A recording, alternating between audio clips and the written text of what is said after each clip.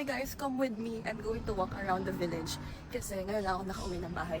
So, sa kondo kasi walang pwedeng walking around the place. Ganun. So, come with me. And medyo malamig. Ngayon, it's 1 PM, walang araw. Tapos ang hangin.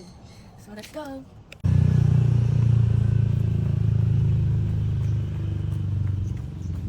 Okay, hindi ko kinaya. Ang bilis ko mapagod.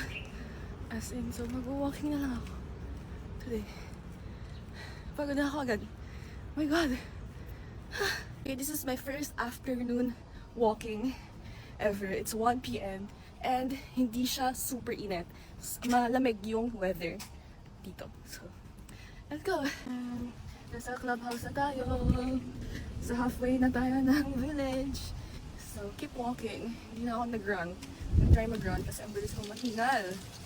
Yeah, walk muna. This is my first day of the year and then probably the last day. Joke lang. Okay, ito na yung uphill. Ito yung highlight ng walk ko. Lagi kami naggagato ng mom ko. Super pataas siya. Elevated. So, nakakapagod siya sa legs. Pero mas ma-enhance yung muscles mo. Ito. And then sa calves. Taas. Pagod. Okay.